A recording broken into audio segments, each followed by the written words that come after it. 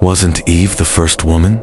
What if the first mistake of creation occurred before Eve, and waited in the darkness to return and take revenge? The story of Lilith is buried among forbidden texts, Kabbalah narratives, and whispered legends, humanity's first rebellion. In the Bible, Lilith's name appears only once, in Isaiah 34-14. Yet, even this brief reference was enough to cast a shadow over the centuries. The text describes her as a creature of the night. However, Jewish mysticism, especially early texts, like the Ben Sira alphabet, portrays Lilith in a completely different role. Adam's first wife, created from clay at the same time as Adam, Lilith has equal rights. However, this assertion of equality will turn into a rebellion that even God would not approve of. Lilith refuses to accept Adam's superiority. She refuses to submit to their relationship. As a result of this rebellion, she flees the Garden of Eden. This is the first escape in human history, leading to a separation that even God cannot resolve.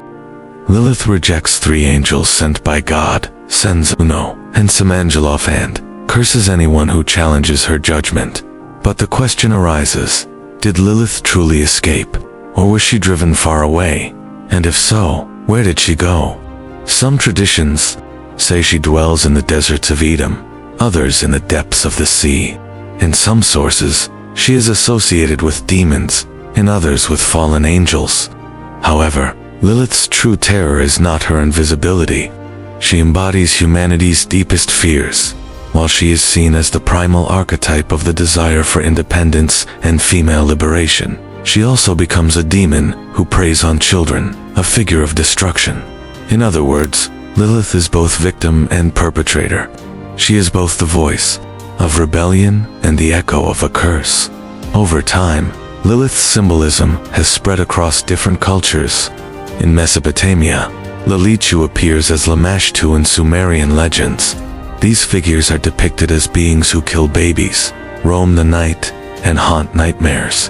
However, at one point, all these figures feed on the same dark root, the rebellious woman. In Kabbalistic traditions, Lilith's story becomes even more complex.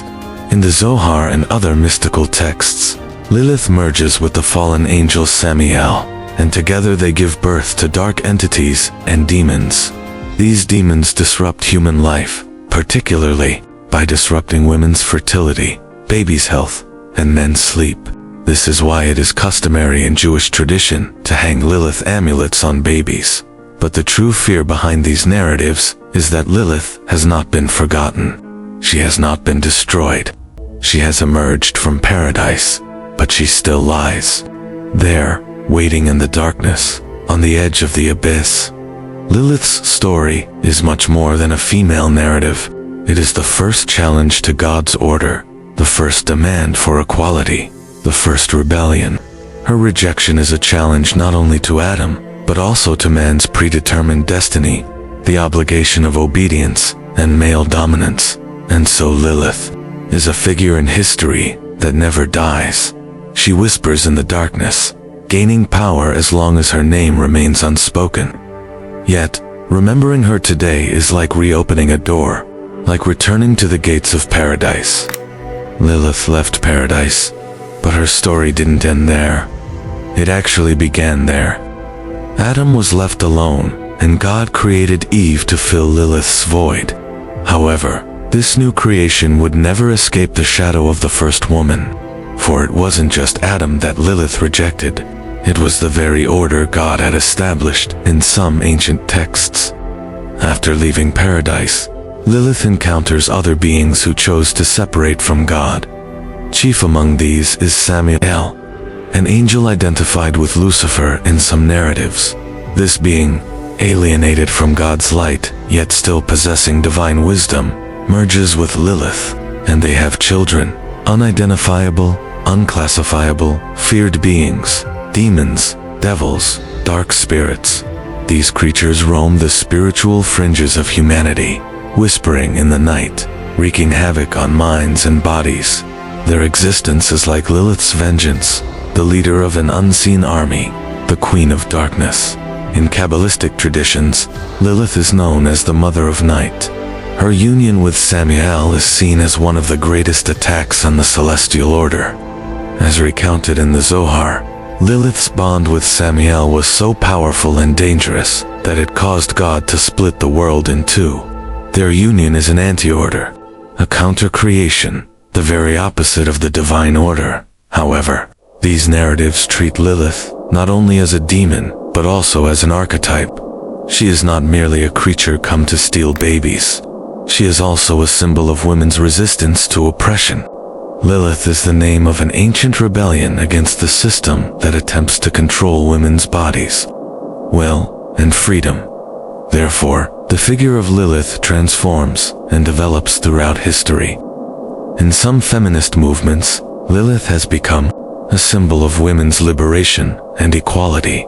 Demonized in the Middle Ages, she has re-emerged in modern times as the forgotten woman. Her story is one of the return of the repressed. However, this transformation is not merely symbolic, for, according to many traditions, Lilith is still active. She is not merely a figure of the past. Even today, some folk beliefs attribute her to nightmares, nighttime hauntings, and unexplained birth problems. Women in labor, newborn babies, and men sleeping alone are considered particular targets of Lilith.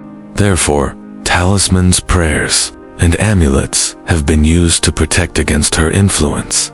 However, the real danger is not Lilith's presence, but her forgetfulness. For her absence means the silence of darkness. Lilith is the embodiment of every suppressed desire, every silenced rebellion, every woman ignored. God may remove her from paradise, but humanity cannot erase her from within. For Lilith is not outside, but within us. Where every rule is questioned, every chain is broken, every no is answered, Lilith is reborn, and she still waits in the shadow of paradise, waiting to return one day. But what if Lilith never completely disappeared? A figure cut off, not only from the Garden of Eden, but also from the divine order, where the texts remain silent, the legends whisper. Both Lilith's presence and absence leave a mark.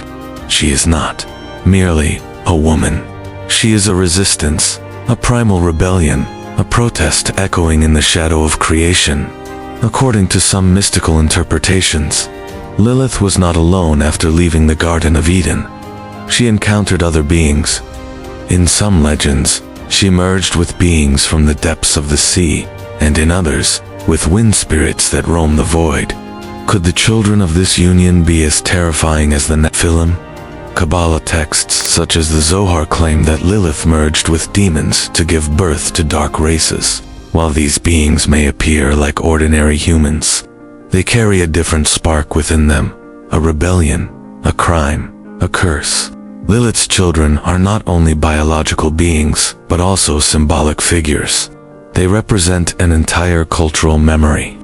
She represents repressed desires, ancient fears, and the unrest against women's freedom. Lilith's return has occurred in different ways in every era. In the Middle Ages, she was a night demon who haunted men's nightmares. In modern times, she is a feminist icon. In some traditions, even mentioning her name was considered dangerous, as it was believed to evoke the spirit.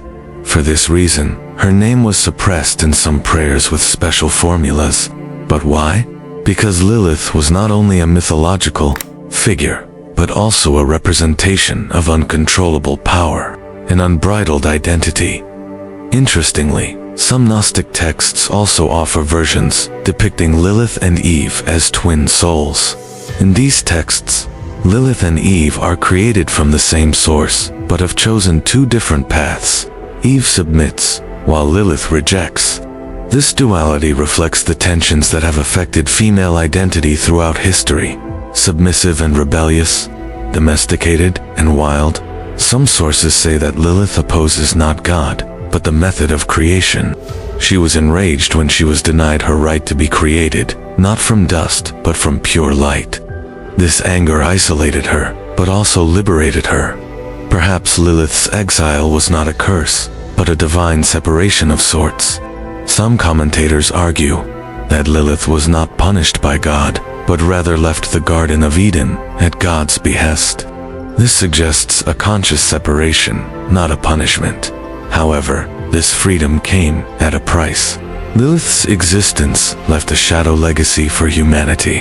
According to legend, she would target children crying at night. For this reason, in Jewish tradition, talismans were hung on doors to protect newborns and keep Lilith away. The message here is clear. Lilith's rebellion was a source of unrest, not just for one female figure, but for the entire cult. But what if Lilith is still among us?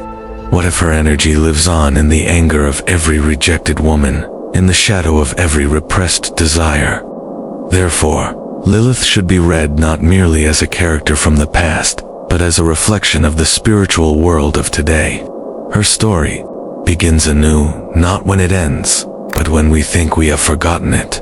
For Lilith is a consciousness beyond exile, perhaps a harbinger of the true life that begins outside the Garden of Eden.